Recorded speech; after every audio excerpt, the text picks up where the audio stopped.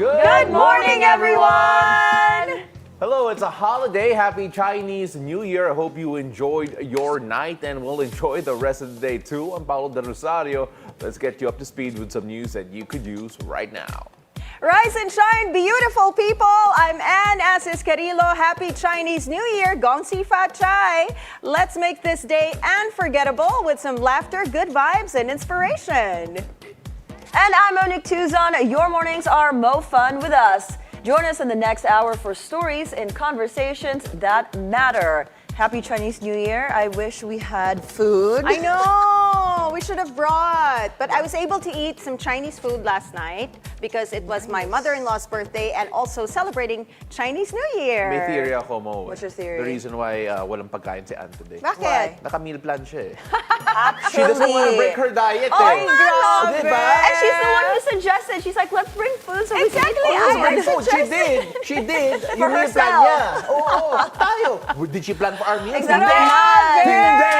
I was so hungry. Ang aga naman ng bullying today. Boy, kami nga bully. Wala kaming pagkain eh.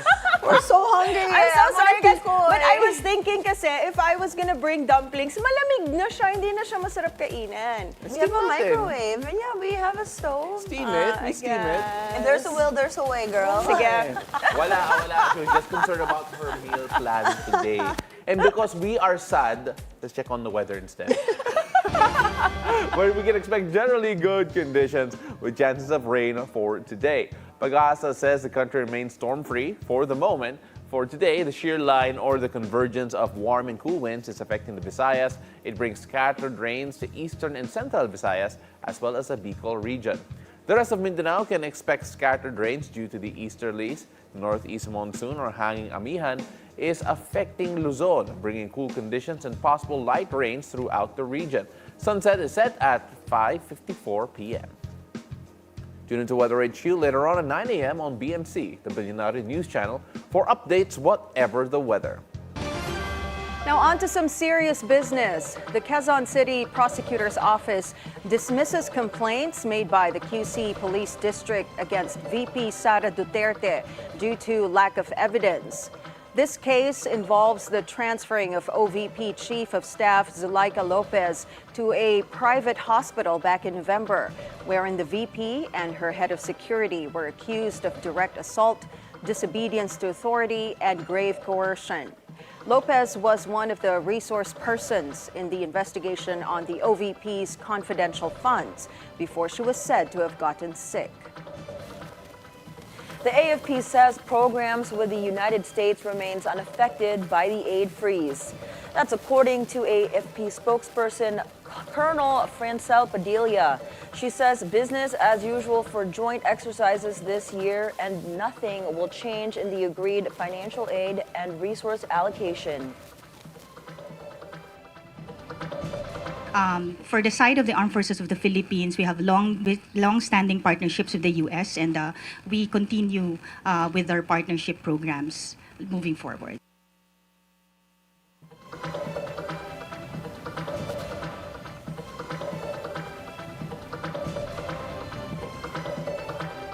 The Trade Department says foreign investors have expressed interest in doing business in the Philippines. Trade Secretary Cristina Roque revealed the good news after she attended the World Economic Forum in Davos, Switzerland. Even the European Union's trade minister says they seek to fast-track the free trade agreements. Maganda yung naging reception sa akin, no? And the Philippines is really one of the countries that they really want to invest in. There's a lot of tax incentives and a lot of perks that's going to be given to those who want to invest in the Philippines. Because if they invest in the Philippines, aside from, of course, the business that they bring in, it's also the jobs that they give, which is very important to our president. There is no threat in the country's power supply. That is what Maharlika Investment Corporation, or MIC President and CEO Rafael Consing Jr. assures. He denies all the reports saying power supply could be sabotaged as China State Grid Corporation holds a 40% stake in the National Grid Corporation of the Philippines. Well, those threats don't exist, in fact, today. And we just want to basically say that our presence there, at least we would be able to monitor if such threats indeed arise. But at the moment, no such threat exists, and nothing has been proven, and in fact, there are no allegations of such threats existing. The MIC also says it is open to investing in nuclear energy in an effort to help lower electricity prices. But MIC President and CEO Rafael Consing Jr. says the group must ensure first that it's within their mandates before they proceed with a nuclear energy project. Energy Secretary Rafael Lotilla, meanwhile, says he is hopeful Congress will pass the proposed Philippine National Nuclear Energy Safety Act. The House has already approved on third reading the bill on the regulatory framework for nuclear power. Now it's in the Senate, and we are optimistic that the Senate will be able to move it forward and therefore be able to come up with the legislation during this Congress. And so we will take it from there, because we are strongest when both the executive and the legislature speak with one voice. A low-cost Chinese artificial intelligence model has emerged, and it's seen to threaten the dominance of current U.S.-based AI leaders. For U.S. President Trump, if China could come up with a cheaper, faster method of AI, then U.S. companies should follow. Today and over the last couple of days, I've been reading about China, and some of the companies in China, one in particular, coming up with a faster method of AI and much less expensive method. And that's good, because you don't have to spend this much money. I view that as a positive, as an asset. The release of DeepSeek AI from a Chinese company should be a wake-up call for our industries, that we need to be laser-focused on competing to win, because we have the greatest scientists in the world. Even Chinese leadership told me that. France looking to launch a 6-year renovation of the Louvre in Paris, enlarging the world's most visited museum. President Emmanuel Macron says a new entrance will make it easier to get in and out, and a dedicated space will house Leonardo da Vinci's Mona Lisa. Starting next year, the museum will also charge a higher entry fee for visitors from outside the European Union. Macron warned last week the centuries-old museum, once a lavish palace for French kings, is in a dire state with leaks and temperature swings that could endanger the conservation of the works of art. Still in France, Cignal assembled a sprawling runway set in the form of its trademark interlocking C logo for its Spring-Summer 2025 catwalk show in Paris. Models paraded a pastel-colored lineup of glittering dresses and tailored jackets that highlighted a broadened shoulder silhouette. Cignal has been without a creative director since the abrupt departure of Virginie Viard. Matthew Blasey of Bottega Veneta is set to succeed her later this year. Over in sports, Kevin Kambao is back in action in the Korean Basketball League after he was sidelined by an ankle injury. The former LaSalle King Archer finished with 14 points, 5 assists, and 4 rebounds in nearly 13 minutes of play. But his efforts fell short as the Goyang Sono Sky Gunners sustained a crushing loss to the Anyang Red Boosters 94-69. Back here at home, the PLDT high-speed hitters pulling off an escape act in the PVL All-Filipino Conference. The high-speed hitters fashioned a 4-set victory over the Cignal HD Spikers Tuesday at the Phil Sports Arena. Savvy Davison, top scorers for PLDT with 24 points off 22 attacks, plus 12 excellent digs and 10 receptions. Kim Kiana D, KKD, also made her long-awaited debut for the PLDT after a knee injury sidelined her since July of 2023. And the Creamline Cool Smashers remain perfect in the All-Filipino Conference by defeating the struggling Next-led Chameleons. Bernard Pons and Tots Carlos combines for 23 points for the Grand Slam Queens. The Cool Smashers remain on top of the standings with a flawless 6-0 win-loss record. Now on to the entertainment scene. Publisher Dark Horse Comics has dropped author Neil Gaiman, who faces multiple allegations of sexual assault. The company announced on X, formerly Twitter, that they will no longer publish The American Gods, Good Omens, and Anansi Boys. This comes after several women accused the writer of sexual assault in a story published by New York Magazine. Gaiman immediately denied these allegations. In other news, Selena Gomez moved to tears as the Trump administration fast-tracks mass deportations under his immigration crackdown. In a now-deleted Instagram video, the singer-actress said she was sorry to all people getting attacked, including the children. She said she doesn't know what to do, but she'll try everything. Selena took down the video after receiving criticism, then took to her Instagram to write, "Apparently, it's not okay to show empathy for people." This comes after Trump announced last week that he will allow Immigration and Customs Enforcement, or ICE, raids in schools, churches, and hospitals.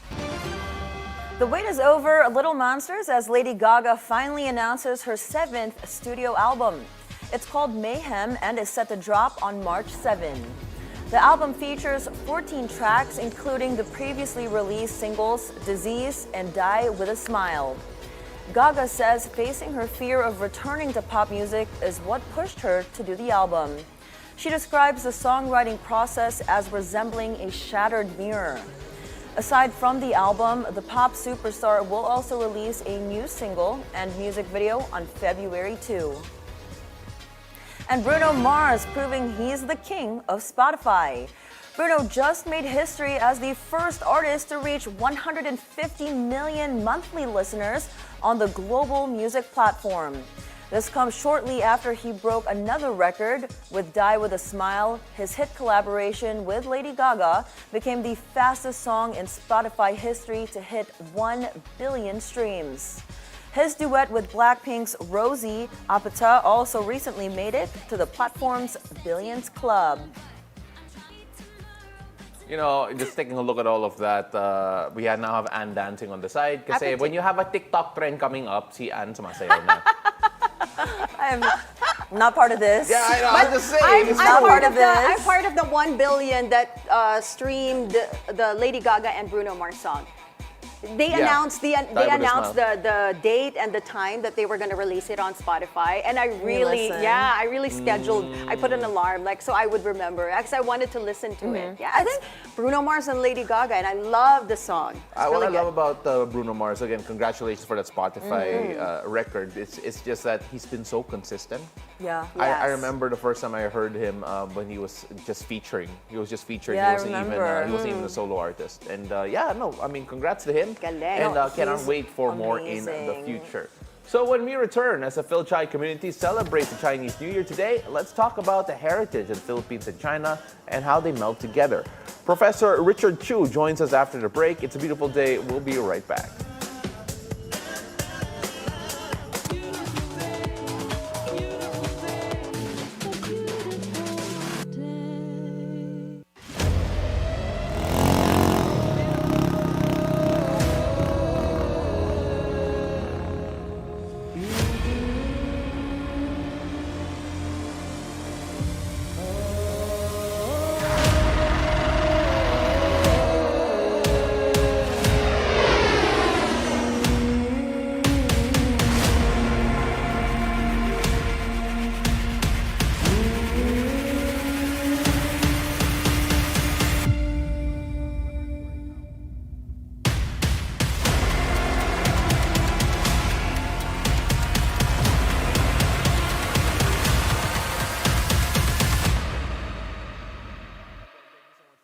First, updated, on top of everything, and focused on the things that matter most.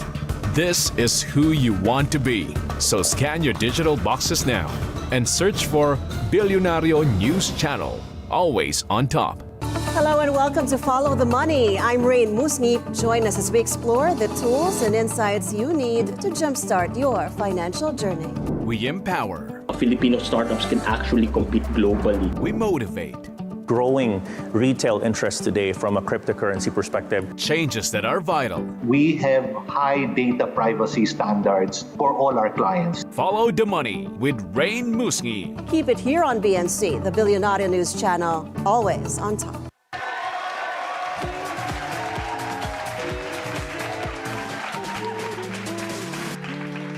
And welcome back. You're still watching It's a Beautiful Day.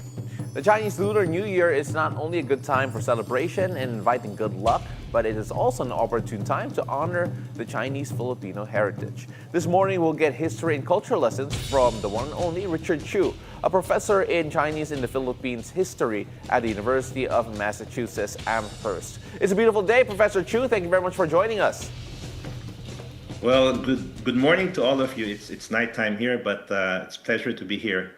You know, we're getting lessons all the way from Boston, Massachusetts, so thank you so much.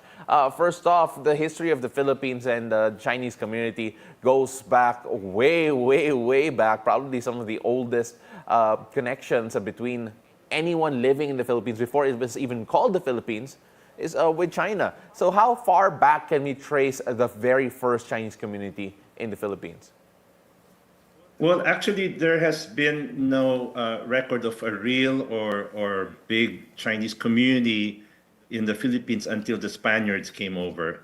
However, there's evidence that there was trade between the natives of the different islands here, of what we now call the Philippines, between them and the Chinese in the southern part of China. And this is through some archaeological artifacts that have been discovered in various parts of the Philippines, dating these objects back to the 9th century, 10th century.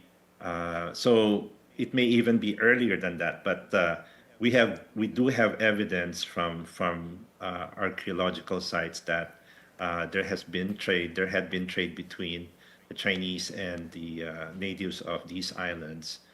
Centuries before the Spaniards colonized the Philippines.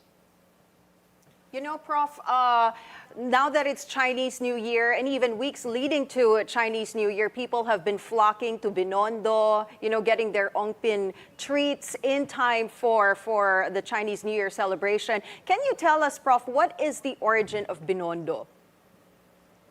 Binondo is actually an island.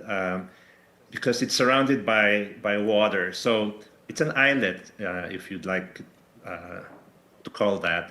So in 1594, the Governor General of the Philippines then, Dasmariñas, donated or gave the island to the Chinese who converted to Catholicism. So the idea there was that by giving the island for these Chinese Catholics and their families to live on, that they could create a community of faithful Spanish subjects and Christians. So those who converted were given this opportunity to live on Binondo, and they were also it was also tax-free. So there were these incentives given by the Governor General in order to to encourage the creation of a Chinese Christian community. And the hope was that, aside from creating loyal subjects of Spain, that they would also create Christian Chinese mestizos who would help the Spanish friars in their evangelization efforts in China. So that's how Binondo was created. It was a community largely made up of Catholic Chinese and their families, in contrast to the Parian, which is across the Pasig River, where most of the unbaptized Chinese lived. And Prof, I just learned yesterday actually that Binondo is the oldest Chinatown in the Philippines. In the world, actually. In the world, okay, yeah. And I had no idea. How did that happen to be the oldest Chinatown in the world? Well, Chinatowns are created in communities outside of China, right? And so the reason why it was the earliest was that when Spain colonized the Philippines, it created Manila as the capital and also as the a major entrepot for the Manila-Acapulco galleon trade, which started in 1965.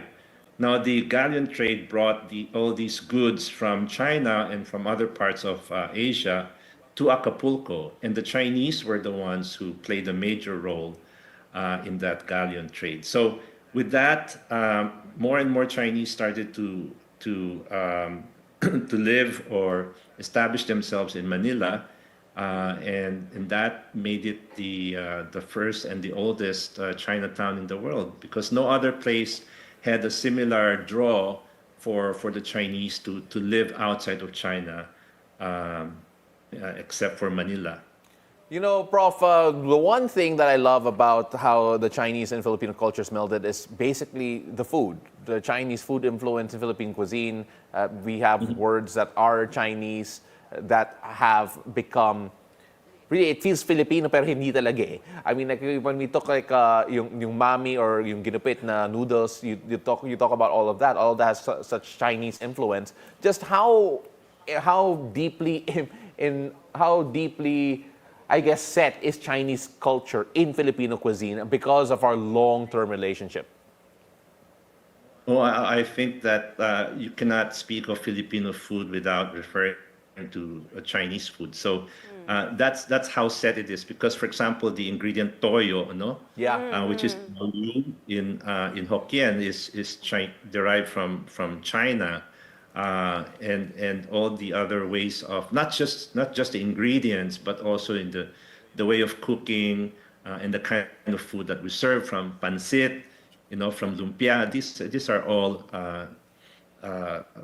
influenced by Chinese cooking. So you cannot speak of Filipino cuisine without referring to, for example, pancit or lumpia. And so that's how ingrained Chinese influence is, or Chinese food is in Filipino food. Yeah, we even call lumpia Shanghai. Lumpia Shanghai, yeah, yes, just when you look at that. But at the same time, when you look at the ingredients used, you mentioned toyo being a part of it. Just how, is there any dish in particular that some people don't realize has Chinese origins when you look at Filipino food? We did mention lumpia a while ago. I think that's a bit obvious. Pero may iba pa ba? I guess yung pancit, or is it say arroz caldo, the way we cook the rice. No, arroz caldo is, although it's Spanish sounding, I think it has a large similarity to the congee that the Chinese have. Okay, so we arroz learned caldo, something arroz today. caldo. Chinese dish. pala. I knew Arroz that. caldo. I knew that. You knew that? Wow. But you don't know what an abacus is? I mean, listen, we're skilled and we know some stuff. You know some stuff. That's why we're here. We're combining knowledge. But now that, talking about food is making us so hungry, I actually read an article yesterday, Prof, about the 5 lucky food items that you should be eating on the first day of Chinese New Year, and kasama dun yung dumpling, and they said kung ilan dumpling ang kainin mo, that's how much money you're gonna make for the next 12 months. So kailangan kumain tayo ng maraming dumplings today. Do you believe that, Prof? No, I also know that, for example, you should eat the number of dumplings based on your age. So Based on your age? Based on your age? Wow, Yeah, ang Ang daming dami dumplings yan, kong kakainin na dumplings, so if Prof. you're like 50 years old, then you should eat 50 dumplings. So I don't know if that's Challenge doable. accepted. I love dumplings. Okay. Crazy. I think we're ordering dumplings We after this. are. And while we're ordering that, Prof, can you tell us, how do we honor our Filipino-Chinese heritage? I guess, first of all, by recognizing that there is a significant population of Filipinos with Chinese ancestry, and then also acknowledging that there are these festivals, these religious or otherwise, that are important to the Chinese Filipino community.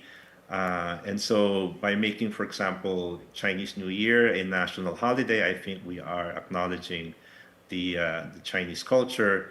And also realizing that what is Filipino, whether in terms of food or even practices, has also been influenced by Chinese culture. So I think by recognizing these things, then we are honoring the Chinese influence in Filipino culture.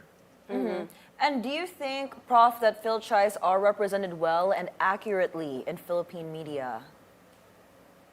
I think compared to my generation, I think there is more visibility of Filipino Chinese. But in terms of accuracy in portraying them, I don't think so, because still what you get in movies like Mano Po tend to portray a kind of one-sided view of the Chinese, which is that the Chinese Filipino community, they come from wealthy families, they practice certain traditions. But that's not true, because the Filipino Chinese community is heterogeneous. You know, there are may mayaman, may mahirap. There are people who don't speak Chinese or don't practice any of the Chinese rituals anymore. So I think that the media has to be more nuanced in their or portrayal of the Chinese Filipinos. Does it help that there are a lot of Filipino Chinese, those of Philippine Chinese heritage actually, who are media personalities, who are pushing a more positive view of that particular culture we have here in the Philippines?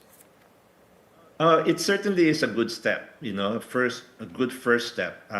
You do have, I'm happy to have these stars who are of Chinese Filipino descent becoming very popular.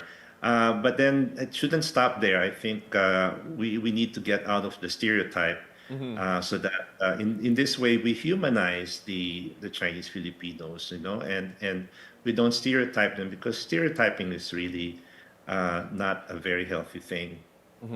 Prof, of course, now that we're done with the showbiz, we got to talk about some of the serious business here. Unfortunately, there has been a lot of relationship or a lot of news between the Philippines and China as of late, especially with the issues of POGOs, with the West Philippine Sea, and all of that discussion. How do you see the relationship between the Philippines and especially the Philippines Chinese, and how it's affecting here in the country, considering all of the news that has been happening in the past few months and even years? I think this news, unfortunately, has a negative impact on the Chinese Filipino community, because many Filipinos tend to lump together the Chinese Filipinos and Chinese nationals, thinking that Chinese Filipinos are all loyal to China, that they're pro-China, and that they participate also in all these nefarious or criminal activities that we read about. This is not to say that Chinese Filipinos are not capable of those, you know, but by lumping them together and saying that they are not loyal to the Philippines, that's really harming the Chinese Filipino community, because that's further from truth, you know, for many of the Chinese who were born and raised in the Philippines. So all these negative press about the conflict in the West Philippine Sea, the POGOs, and the spies, for example, these are not these have a negative impact on the Chinese Filipino community, which may lead to further discrimination, and which actually we have been seeing in some respect about how the Chinese Filipinos have also been targeted as, you know, with discrimination. Is there a way in your opinion, to combat that? Because obviously there are some people who look at Filipino Chinese and don't really see the Filipino part of it, and more of the Chinese part of it, especially with the negative news happening between the relationships between the Philippines and China. Is there a solution in your mind to try and, I guess, placate all of this negativity? It's you know, there are short-term and long-term solutions. Short-term would be like what you're doing, which I actually laud, you know, by using social media and then discussing all these complexities and realities on the ethnic relationships between Chinese and Filipinos. And the long term would be through education, really. We need to add in our curriculum the history of the Chinese in the Philippines so that the mainstream Filipinos would know this long and varied history of the Chinese in the Philippines, and they can sift the truth, the facts, from the information that have been perpetrated in media and all the other media outlets, so that they know that the Chinese in the Philippines are also Filipinos by heart, that they're different from Chinese nationals. Prof, I want to pivot to a more lighter side of this interview. I would like to ask you, because I know every year, especially during Chinese New Year, charms are such a big thing, especially people wear them for bracelets, and every year I think they change. Can you tell us the origin about the lucky charms? Oh, well, I'm sorry, I probably am not the expert to talk about that, but I guess charms would be related to bracelets or pieces of jewelry that have, for example, are made of jade, as you are showing there. So I think that certain kinds of stones are considered lucky. Stones or even gold, are considered lucky in the Chinese culture. Another thing that I'm curious about, Prof, is paano ba nagsimula yung pagbigay ng tikoy every time they're celebrating Chinese New Year, Kasi right? humihingi ng tikoy No, si Anne. I'm not. It's just that my Chinese friends, they always give us tikoy. So we get boxes and boxes of tikoy. How did this all start? I think, I haven't really read any specific study on that yet, but I am not saying that there is. But I could say that even way back in the Spanish colonial period, where the Chinese are known to not only to celebrate Chinese New Year, but also to give gifts to other people. So over time, it may be tikoy, it may be other things, but I think in the more recent times, it has become more popular, I guess, to give tikoy. And I think because the Filipinos have also warmed up or liked the taste, and I think that's why it has become popular in more recent times. Prof, I know they asked you a lot lighter questions. I just want to ask one slightly nerdy question. Sorry, guys, because I'm genuinely curious to find out why the language of Filipino Chinese is what it is. Because you take a look at Hong Kong, who would have a bit of Cantonese, there's Mandarin in other parts of the world, pero dito sa Pilipinas, we do majority, or at least a big group of Filipino Chinese, their dialect is actually Hokkien. Why is that so? Why is that the language that prevailed here in the Philippines in general? I think because it's what you call chain reaction, so or chain migration. So the Chinese who migrated first to the Philippines came from the Hokkien region or the Minnan region in Fujian province. So they speak Hokkien, and so once they started going to or settling in the Philippines, they would also invite their family members or their kababayan, sa villages nila, their townsmates to come over. So that's what you call the chain migration, and more people from the same villages, same province came to the Philippines.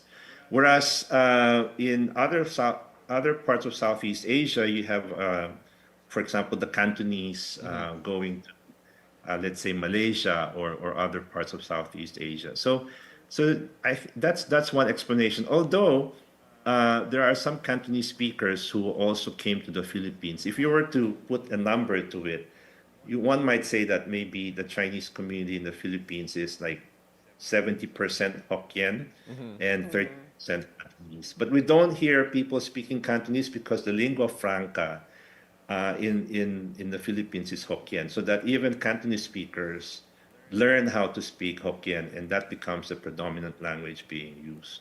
So that was my own nerdy question I needed to ask before I let you go, Prof. Thank you so much for joining us over in Boston. He's from the University of Massachusetts. He's an University of Massachusetts Amherst professor. Richard Chu, thank you so much for joining us, and Happy Chinese New Year.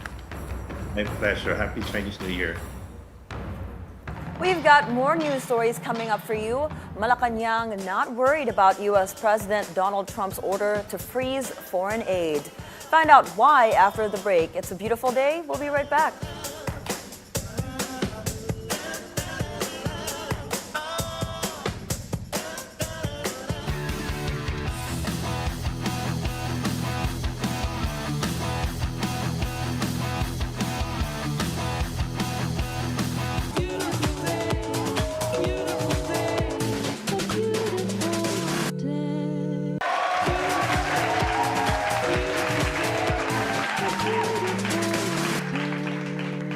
Welcome back. You're still watching It's a Beautiful Day.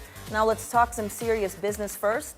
The Sandigan Bayan finds Mary Ann Maslog guilty of graft over the 1998 textbook scam. She is sentenced to 6 to 10 years in prison. Maslog initially escaped conviction in 2019 by faking her death. But just last year, she was found still alive when her fingerprints matched with a certain Jessica Francisco, who was apprehended over fraud charges. Maslog even managed to escape temporarily from her detention facility at the NBI through a fake release order just days before the verdict. Maslog's legal team says they are seeking for an appeal.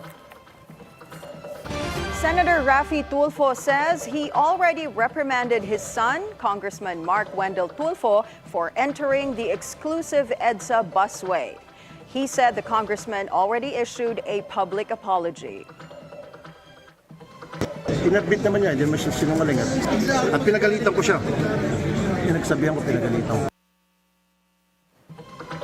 Unauthorized vehicles are strictly prohibited to enter the EDSA busway. Penalty is at 5,000 pesos on the first offense. U.S. President Donald Trump has ordered suspension of its foreign aid for 90 days. But as Pierre Pastor reports, the country's socio-economic planning body says it has no direct impact to the Philippines. Malacanang is not worried about U.S. President Donald Trump's order freezing foreign aid.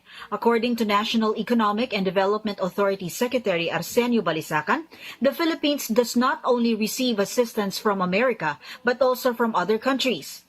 Not so much directly, no, and in the short term. Much of our loans now are with other countries and multilateral institutions, no. And then the grants, yeah. The U.S. is the number one source of grants, and that's where the impact would be. But those are a small part of the economy. Balisacan also says the 90-day freeze order has no direct effect to the Philippines. The impact would be more indirect. For example, the major shareholder of the multilateral institutions is the U.S. World Bank, ADB. If those, if the lending facility, especially for official development assistance, in those institutions is affected, then we can also be affected in the medium term, no? But for our current infrastructure flagship projects, not much. Many of those projects are funded by Japan, Korea, ADB, and World Bank. Balisacan also mentioned that the Philippines would not be significantly impacted by the tariff increase on products exported to the U.S., as the country does not export a substantial amount to that country. The initial impact will be felt by all countries. If these cuts, the tariff increases are quite substantial. So far, we don't see, in terms of our exports to the U.S., a lot of our exports are in the form of services, IT, BPM, those kind of things for the U.S. so that it's not affected by those tariffs because the tariffs apply to goods. In that sense. Balisacan added that during these times, the Philippines needs to have more diverse sources of income. Pierre Pastor, Bilyonaryo News Channel. Amid the rise of early pregnancies among youth, a senator wants to suspend the teaching of controversial comprehensive sexuality education, or CSE, among schools. Find out why in Agatha Gregorio's report. It's up to the teacher now, correct? To be culturally sensitive. So training is very important in that, and clarity from policy is very important. Because if you are confused from the top, rest assured that the teacher will also be confused. If this is a source of confusion, then let's suspend it for now until we fix it. That suggestion from Senator Win Gatchalian after DepEd admitted parts of comprehensive sexuality education may be causing confusion among teachers. The senator asked why Department Order 31 says CSE is for all learners, while the reproductive health law says it is for adolescents or those aged 10 to 19 years old. What the Department of Education did is to map and to align existing subjects already, Your Honor, which would have been done even in earlier stages of the education system, like kindergarten. But it's not the sexual education proper. It's just foundational knowledge, Your Honor. The agency adds they are now reviewing DO 31 to ensure it is worded correctly. But for Gatchalian, they should consider suspension while they iron out parts of the CSE. According to DepEd, around 400,000 teachers, or half of the total number in the country, were trained to teach CSE. The senator also tells the health department about the need to revisit the IRR on the reproductive health law because it supposedly exceeds the contents of the act. Section 14 din, yung first part, nakalagay po kasi doon, the state shall provide age and development appropriate reproductive health education. Ang tanong po ay, ganun po ba kakitid yung reproductive health definition o ito po ay dapat kompleto or to a certain extent comprehensive po dapat. Yung reproductive health education po, i-define naman po yan sa definition of terms. Nung same batas o yung reproductive health po is defined, refers to the state of complete physical, mental, and social well-being and not merely the absence of disease or infirmity. So sa RH2 po, ang kanyang tinitingnan ay isang kompleto ho na pagtugon sa pangangailangan po ng mga learners ho natin. The DOH adds the number of adolescents giving birth continues to increase. From over 110,000 in 2021, it reached more than 130,000 in 2023. And nearly 50% of HIV/AIDS cases are 15 to 24-year-olds. Over at the House of Representatives, Congressman Benny Abantes said on Monday, DO 31 may have to be stopped because it is unconstitutional. Agatha Gregorio, Bilyonaryo News Channel. A Filipino-American NFL player from the Kansas City Chiefs steals the show with his custom cleats as he helps the Chiefs book a return trip to the Super Bowl. That story and more after the break. It's a beautiful day. We'll be right back.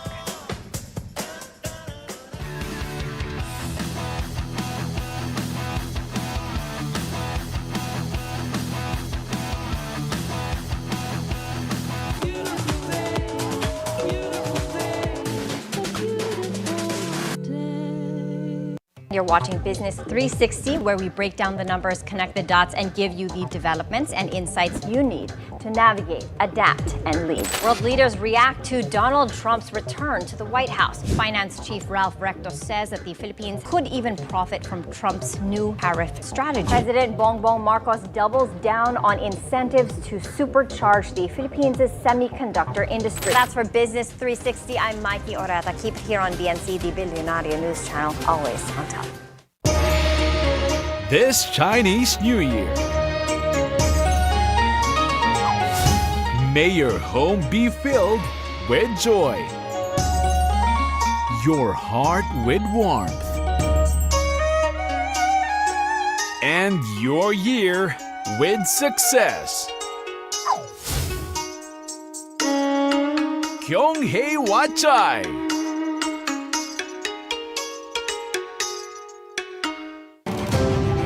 From the filing of candidacies until the last ballot is counted, your newest trusted news source, BNC, the Bilyonaryo News Channel, will be at the forefront to guide your decisions and guard your vote.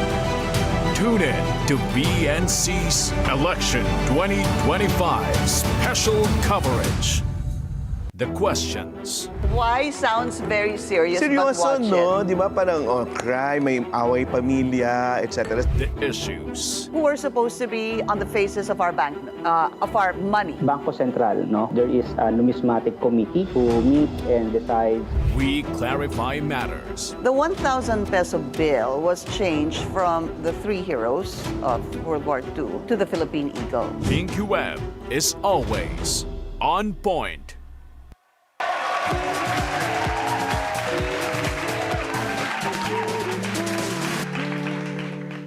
Welcome back. You're still watching It's a Beautiful Day. A piece of Formula One history is poised to break auction records. A streamlined 1955 Mercedes raced by F1 greats Sterling Moss and five-time world champion Juan Manuel Fangio is set to go under the hammer with a target price of $52.1 million or roughly 3 billion pesos. The car is only one of the 4 complete examples in existence.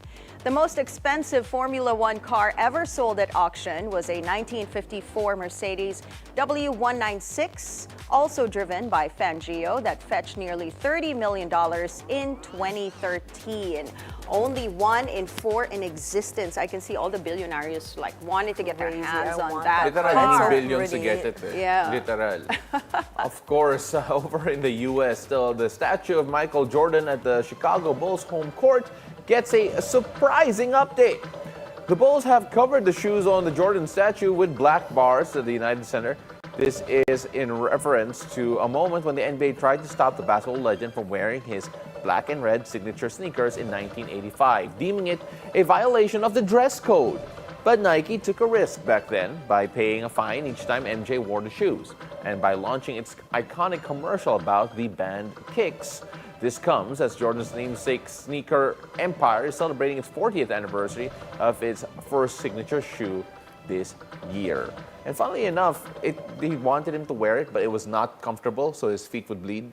Really? Because it was it was leather, like super, like hard leather. It's ganda. Yeah. Right? And because before that, what you would play in is Chucks. Chuck Taylors. You play in Chuck Taylors, the ones that we see even now. That used to be the basketball shoes because of the traction, right? But there was actually a great movie about it. I forgot the name of the movie, but it talks... I forgot because my boyfriend was the one who told me to watch it. So it was a great movie. But also, I know about Michael Jordan because I am from his hometown. So anyway, the shoes before... Wait. You only know about Michael Jordan because you're from his hometown? No, because he's the greatest basketball there player. You go. But he was waiting for that. But also because I'm from North Carolina and I went to school. Anyway. Okay, go. So it was Adidas and Chuck Taylor who were fighting for the basketball shoe. And Nike before, they were about to lose basically their company because they weren't doing that well, so they took a gamble, like what Pao said. I love hearing that story again and it's such a great story. I love it. And they took a gamble. They paid a fine every time because they can only have certain percentage of colors on the shoe. So that's what happened. And literally, Michael Jordan, the greatest. And everyone wanted to have that shoe. And I mean, still up to today, he's still getting the like, look, they bet on the right player. They bet on the right player. The design became iconic. It's now a walking shoe or sneaker to wear around. You don't play basketball in it. If you do, guys, what are you doing? What are you doing? You're playing with Jordan 1s. Okay, why are you? What are you doing? But I mean, like it's still. Look, it became its own brand. He has become iconic. He's literally a Bilyonaryo right now. Talking about Michael Jordan, and that was a big part of it. That was the start. Crazy. Well, from the NBA to the NFL. Filipino-American player Nico Remio of the Kansas City Chiefs shows that his shoe game is on point as well. Take a look at this. The Chiefs wide receiver wore a custom pair of cleats inspired by the sun on the Philippine flag. Filipino-American designer Aunt Kai says Nico wanted to wear white cleats to represent the flag for the Chiefs' big game against the Buffalo Bills. And it's safe to say his gamble paid off as the Chiefs arrange a rematch against the Philadelphia Eagles in Super Bowl 59. NFL's grandest spectacle takes place on February 9 in New Orleans. I want that. I Me legitimately too. want Such that. a great shoe. I wonder if he's gonna have his own line like the Jordans, the Remios. They're so nice. They should come out Look with Paolo's face. I'm like, basketball it's beautiful. shoes. Yeah, I would wear those. No, actually, those are great. I think that even the That is a studs, it great will be design. great I mean, for aside from football the too, cleats, obviously, but I really would wear those. But that design is just amazing. It's really nice. It's so simple. Filipino It's not pride too- right there. It's not too loud. Yeah. It just works well, and it also goes well with the Kansas City Chiefs colors. Yep, so, of course. yeah, I wonder. wait. Now it makes me excited what they're gonna wear for the Super Bowl. I can't wait for the Super Bowl. I love the Super Bowl. Do you really? I do. It's such an American thing. It I is love like- it. Yeah. That's why I was asking about it. You really do. I do love the Super Bowl. It's a big thing. As in, like Super Bowl Sundays, you just go to everybody's house. Do you bring care chips about and the everything. game, or do you wait for the halftime? No, I care about the halftime. There you- yeah. I do love the game, but the halftime and the food is where it's at. Do you have a team? Like, I do you have a favorite team? Yeah, of course. The Carolina Panthers, even though they suck Yeah, this they're year. terrible. But I'm loyal. Whatever Carolina team, the Panthers are my team, the Hornets are my team. And the I'm halftime show is loyal. your team. And the halftime show is always my team. There you Halftime go. show is the best. Actually, yeah. Yeah, I mean, like, they it's are. such an Really iconic look forward moment. to And that. then, Who's playing? Speak of huh? Who's playing this halftime? I don't even know. I'm gonna get We surprised. should, na lang. yeah, no, we should. I remember forgot this. I we- forgot who's doing it this Do year. you know, Anne? I think we did a news article No, about yeah, that and we totally did. forgot. Kendrick Lamar. Oh my God! How did I not know it's my guy Kendrick? Yeah. That was. It's gonna be a good show. Oh, it's gonna be a good show. amazing. It's also gonna be a great game, guys. It's gonna be a great game. Watch for the football also. No, because Austin Mahomes is the guy. He's the guy. He's the quarterback of the Chiefs, and he's gonna be amazing as per usual. But let's see what happens. But again, I saw the blank faces when we talk about sports, so that will do it for us this Wednesday, January 29. I'm Paolo del Rosario. Thank you very much for joining us. Happy Chinese New Year to everyone out there. I'm Anne Asis-Carilo. Once again, Gong Xi Fa Chai. I hope this day turns out to be a great one for you and spread love and kindness wherever you go. And I'm Monique Tuzon. Don't forget to eat your aged in dumplings today. Have a great day ahead and join us again tomorrow at 7 a.m. only here on It's a Beautiful Day! 34